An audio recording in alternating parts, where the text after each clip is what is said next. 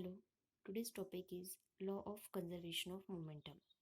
As we know that momentum is just product of the mass and the velocity of an object. It is a vector quantity possessing a magnitude and a direction. The application of the Newton's second and third law of motion plays very important role in law of conservation of momentum. So we want to study the law of conservation of linear momentum, which is one of the fundamental law of physics. Law states that when the resultant external force acting on a system of interacting bodies is zero, the total linear momentum of the system of interacting bodies remains constant or conserved.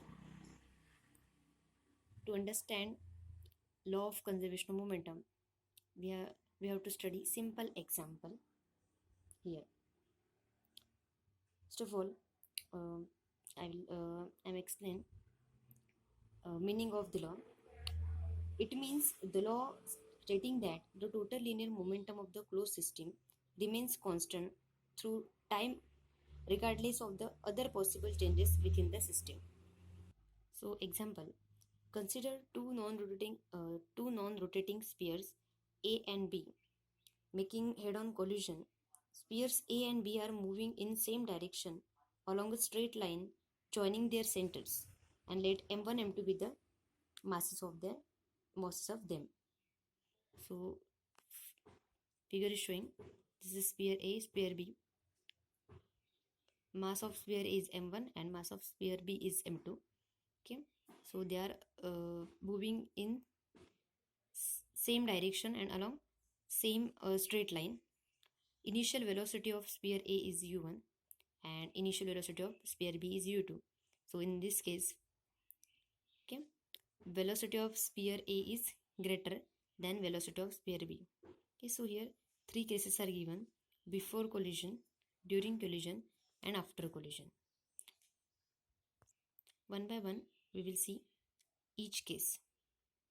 So first case, before collision. So let u1 and u2 be the initial velocities of spheres A and B respectively.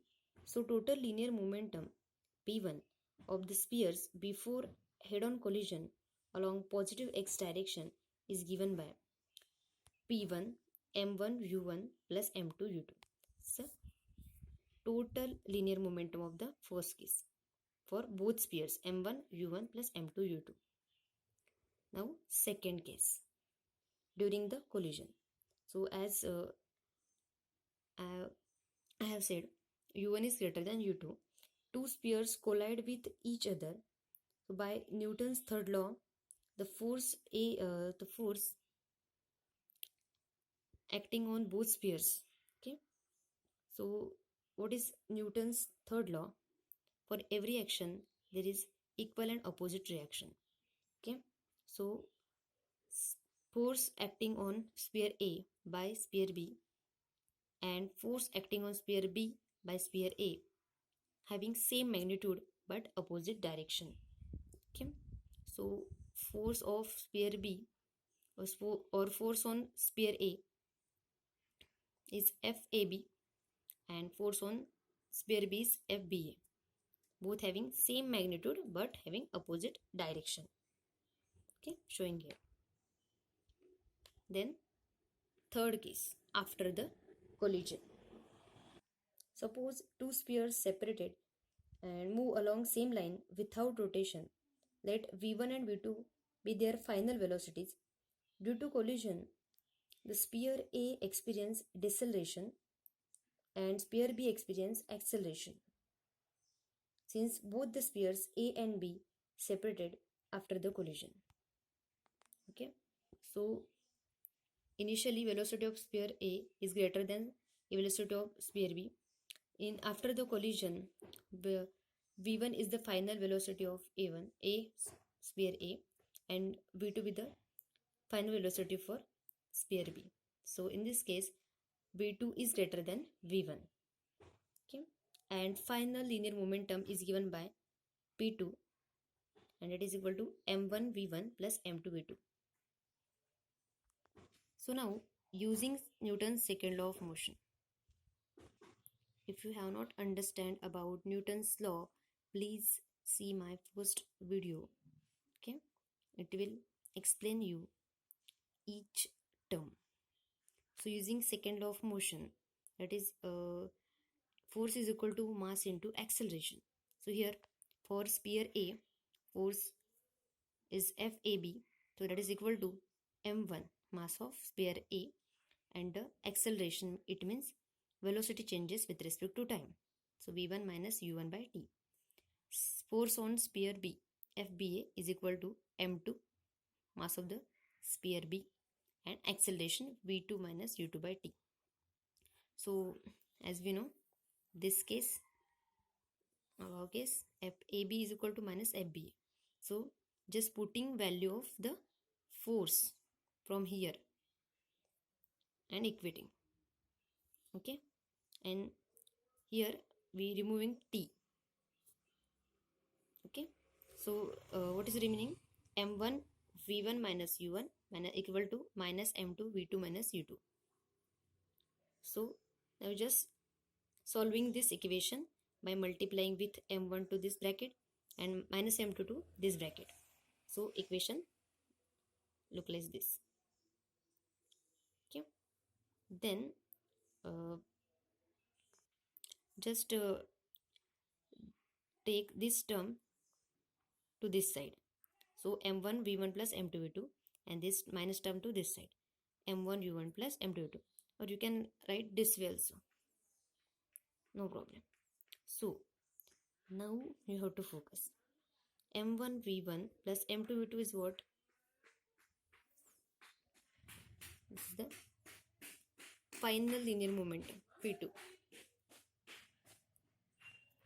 Okay, and this m1 u1 plus m2 v2 is what? Is the initial momentum, initial linear momentum. It means both linear momentums, initial and final, are same.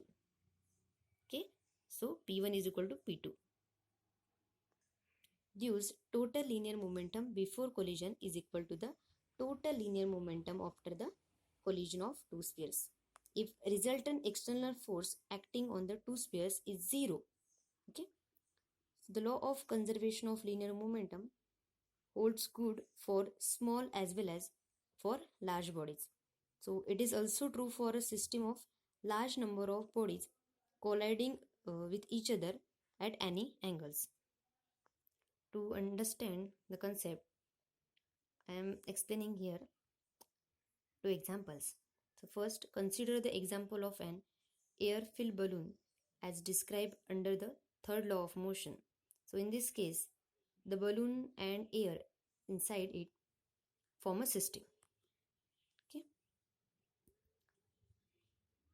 Before releasing the balloon, the system was at rest, and hence the initial momentum of the system was zero. As soon as the balloon is set free, air escapes out of it possesses momentum. So to conserve that momentum, the balloon moves in a direction opposite to that of the air rushing out. You can see here, momentum of the balloon upward and action air rushes. Air escapes out here and balloon action is showing here in opposite direction. Similarly, example of gun. Another example is a system of gun and a bullet. Before firing the gun and bullet both are at rest. So, total momentum of the system is zero. As the gun is fired, bullet shoots out of the gun and acquires momentum. To conserve that momentum, the gun recoils. Gun move backwards with some velocity and momentum. Okay, so these are two good examples to understand law of conservation of momentum. I hope you understand this topic. Thanks for watching my video.